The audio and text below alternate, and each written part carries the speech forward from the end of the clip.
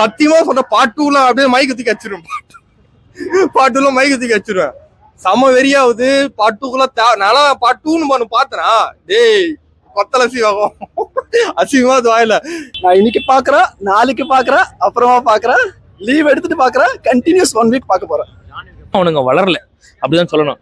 4 கண்டெய்னரை ஒருத்தரே தள்ளுறது அந்த மாதிரியான சீன் எல்லாம் இன்னும் அவனுக்கு எடுத்து வச்சிருக்காங்க. அப்படியே அந்த பாலையா படத்தை பாக்குற மாதிரியே இருக்கு. இதுல பார்ட் 1 போடும்போது தான் ரொம்ப குண்டு தூக்கி போட்ட மாதிரி இருக்கு. ஆக்சுவலா அதுல அந்த குண்டுன்னு ஒண்ணு ஞாபகத்துக்கு வருது. கடலுக்கு இருக்கிற குண்டை கொண்டு வந்து மேல போடுவாரு. அதெல்லாம் ரொம்ப ஓவரா இருக்கும். ஆக்சுவலா பயங்கர கிரிஞ்சு பண்ணிருப்பாங்க.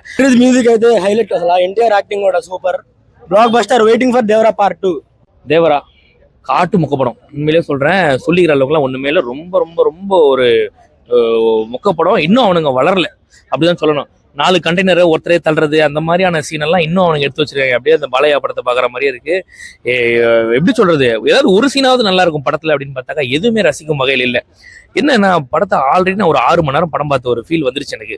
இதுல பார்ட் 1 போடும்போது தான் ரொம்ப குண்டு தூக்கி போட்ட மாதிரி இருக்கு. ஆக்சுவலா அதுல அந்த குண்டுன்னு ஒண்ணு ஞாபகத்துக்கு வருது. கடலுக்கு இருக்கிற குண்டை கொண்டு வந்து மேல போடுவாரு. அதெல்லாம் ரொம்ப ஓவரா இருக்கும். ஆக்சுவலா பயங்கர கிரிஞ்சு பண்ணிருப்பாங்க. படத்தோட ஆரம்பத்துல சுறாவோட இன்ட்ரோ, அதுக்கப்புறம் ஜில்லாவோட கதை, கிளைமேக்ஸ்ல பாகுபலியோட கதை, அவ்வளவுதான். அப்படி எல்லாமே ஒரு லட்சக்கணக்கான கதையை கிண்டி வச்சிருக்காங்க. உள்ள சொல்லிக்கிறதுக்கு ஒண்ணுமே இல்லை. இதுல பார்ட் 2 எல்லாம் சத்தியமா வந்து பார்க்க ரொம்ப நல்லா இருந்துச்சு. ரொம்ப ரொம்ப நல்லா இருந்துச்சு. எல்லாமே நல்லா பண்ணியிருந்தாங்க. ப்ராப்பர் கமர்ஷியல் என்டர்டெய்னர் சூப்பரா இருந்துச்சு. வயலன்ஸ்னு வாங்க, பட் பெரியவங்கலாம் பார்த்தா வயலன்ஸ் தெரியாது. சின்ன பசங்க இருந்தா வயலன்ஸ் தெரியாது.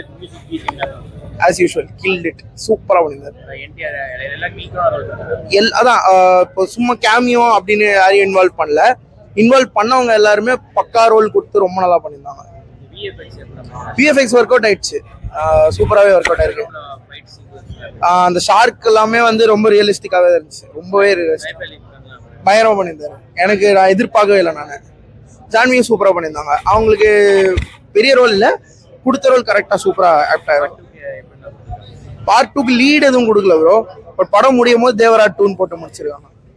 வேஸ்ட்டு, பைசா லாஸ் எனக்கு உண்மையா பிரதர்.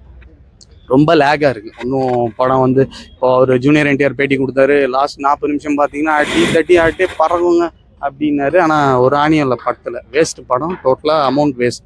வராமல் இருக்கிறது பெஸ்ட்டு. அனிருத் நல்லா பண்ணியிருக்காரு, அவருக்கு குறை கிடையாது. ஜான்வி வந்து அவங்க நல்லா இருக்கிறாங்க. அவங்களுக்காக தான் வந்தது. ஒரு 2-3 சீன் தான் வராங்க, ஆனால் நல்லா இருக்கு.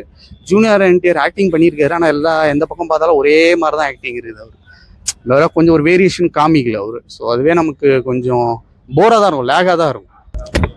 சைஃப் அலிகான் சூப்பராக பண்ணியிருக்காரு. அவர் வந்து உண்மையாகவே நல்லா பண்ணியிருக்காரு. சைஃப் அலிகானு, அனிருத்து, அந்த சுட்டமல்லி சாங் 3 இது படத்துடைய ஹைலைட். அதே என்டிஆர் ஓகே, அவ்வளோதான். மற்றபடி வந்து கதையில் ஒன்றுமே இல்லை. வேஸ்ட் படம். விஎஃப்எக்ஸ் நல்லா இருக்கு. விஎஃப்எக்ஸ் குறை கிடையாது, சூப்பராக இருக்கு. అనిరుద్ మ్యూజిక్ అయితే హైలైట్ అసలు ఎన్టీఆర్ యాక్టింగ్ కూడా super. Block buster waiting for Devara part 2. சத்தியமா சொல்ற பார்ட் 2ல அப்படியே மைக் தூக்கி வச்சிருவேன். பார்ட் 2ல மைக் தூக்கி வச்சிருவேன். செம வெறியாவது பார்ட் 2க்குள்ள நல்லா பார்ட் 2ன்னு பண்ணு பாத்தனா டேய் கொத்தல அசிவாகும். அசிவமா வாயில தயவு செஞ்சு இந்த வேலையெல்லாம் பண்றாத இதோட டிராப் பண்ணிக்கோங்க தான் சொல்லுவேன். இதுல செகண்ட் ஹாஃப்ல காட்டிக்கிறாங்க ஜான்விய. இந்த செகண்ட் ஹாஃப்ல காட்டினது பிடிக்கல. நீ பார்ட் 2ல காட்டி என்ன பண்ண போற சொல்லு. ஜான்வி கிட்ட ஆக்டிங்கும் பெருசா இல்ல. நீ ஒரு ஹீரோயின் உண்டான ஃபீலே வரல. ஜான்வியா இந்த இன்ஸ்டால நான் ஓப்பனா சொல்றேன், இந்த இன்ஸ்டால சில பேர் ரீல்ஸ் பண்ணுவாங்க தெரியுமா, கேர்ள்ஸ் சும்மா காட்டணும்ட்டே காட்டுவாங்க தெரியுமா, அந்த மாதிரி காட்டு போய்க்கிறாங்க. அவன் மேல ஈர்ப்புல எதுவும் வரல. அந்த மாதிரி இது நான் சொல்லும் போதே உங்களுக்கு கேவலமா இல்லையா உங்களுக்கு? இல்ல கேக்குறேன். இதுவே எனக்கே புரியலங்க, இது சொல்றது கூட புரியல. இது என்ன கதை இது அப்படின்ற மாதிரி ஒரு மொத்தமான கதையை எழுதி வச்சிருக்காரு அவரு. அதாவது அந்த புள்ளைக்கான உண்டான மாசுன்னு எடுத்து வந்தீங்கன்னா கூட படத்துல நல்லா இருந்திருக்கும்.